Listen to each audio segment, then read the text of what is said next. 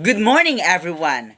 And today, we will provide an answer to the following exercises regarding the sets and relation.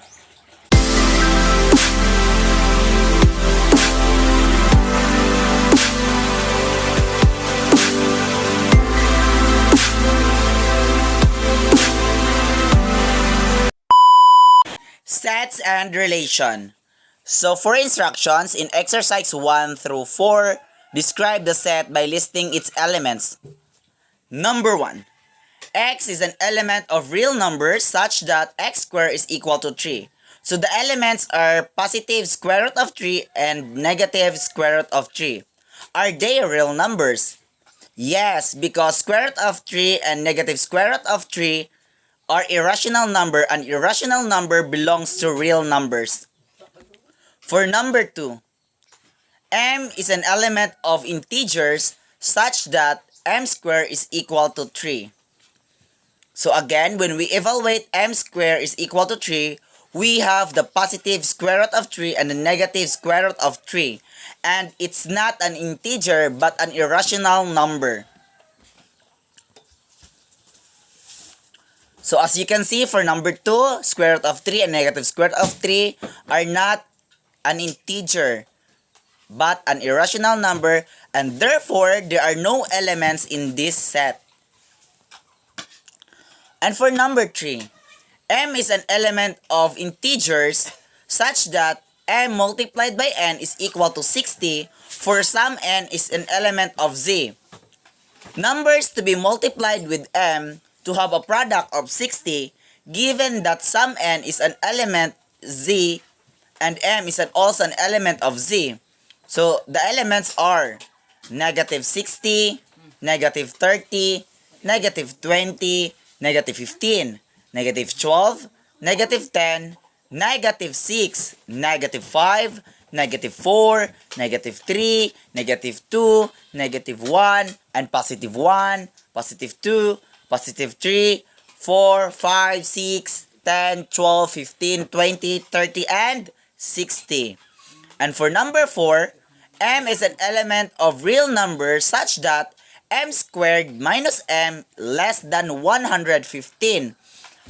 So the elements are negative 11, negative 10, negative 9, negative 8, negative 7, negative 6, negative 5, negative 4, negative 3, negative 2, negative 1, 0, 1, 2, 3, 4, 5, 6, 7, 8, 9, 10, 11. In exercises 5 through 10, decide whether the object described is indeed a set or is well-defined. Give an alternate description of each set. For number 5, n is an element of positive integer such that n is a large number. Since a large positive integer is not well-defined, hence the described object is not a set. For number 6, n is an element of integer such that n squared is less than 0.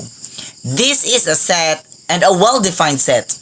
And the elements of the set are negative 5, negative 4, negative 3, negative 2, negative 1, 1, 2, 3, 4, and 5.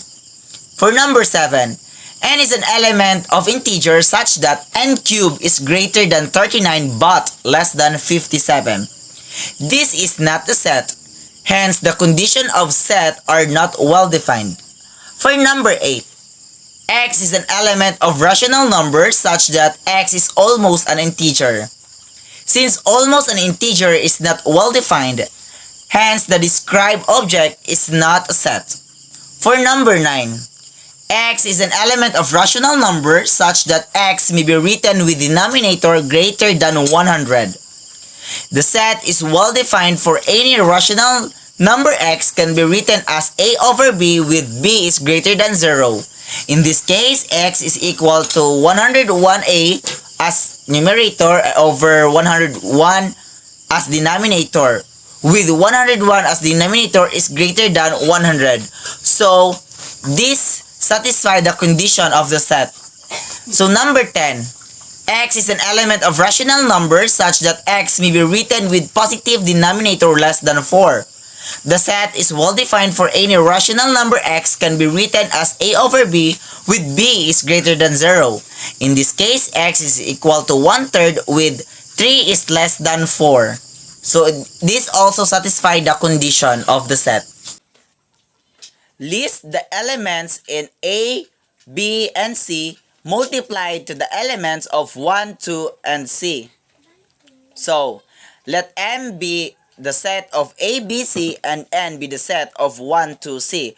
So, multiplying M by N, we have A1, A2, AC, B1, B2, BC, C1, C2, and CC. So, they are the product of M and N.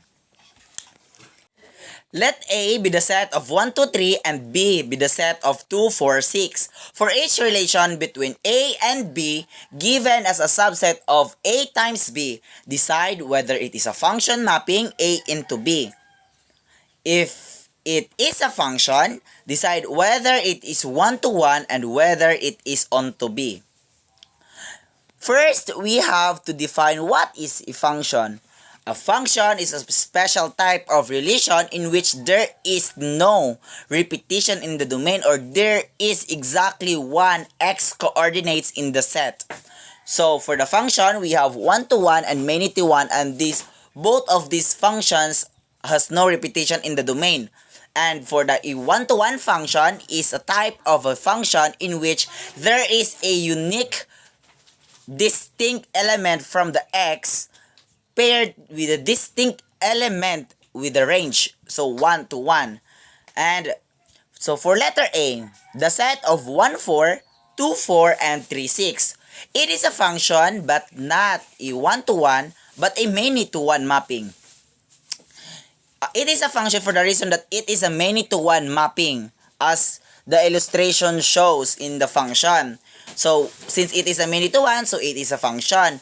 And because for the reason of there is no repetition in the domain, but not a 1-to-1 function because there is a repetition in the range, which is 4. And for letter B, the set of 1, 4, 2, 6, 2, 6 rather, and 3, 4. It is a function but not a 1-to-1. But a many-to-1 mapping. Same with the number 1. And same reason, it is a function because it is a many-to-1.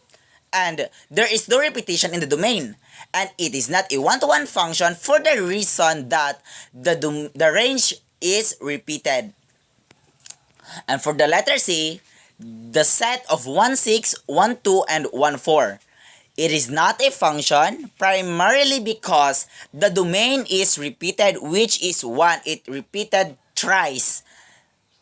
And it is not a 1-to-1 function but a 1-to-many mapping. It is not a 1-to-1 function because the domain is repeated.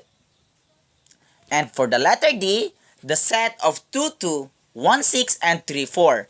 It is a function, as it satisfies the definition of the function in which there is no repetition in the domain.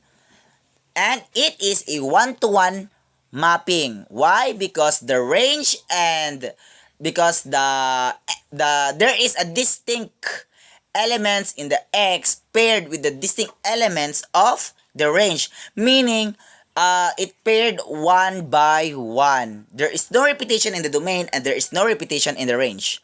And for the letter E, 1, 6, 2, 6, and 3, 6 as the set. So it is a function since there is no repetition in the domain, but not a 1-to-1 but a many-to-1 mapping. It is a function again because it is a many-to-1 and many-to-1 belongs to a function because there is no repetition in the domain. But it is not a 1-to-1 function for the reason that the range is repeated thrice. And for the letter F, the set of 1, 2, 2, 6, and 2, 4, it is not a function. Primarily because the domain is repeated, which is that 2. And it is not a 1-to-1 function again, but a 1-to-many mapping because 1-to-many mapping belongs to a non-function. So therefore, it is not a function and it is not a 1-to-1 function for the reason that the range is repeated, which is 2. And thank you for watching.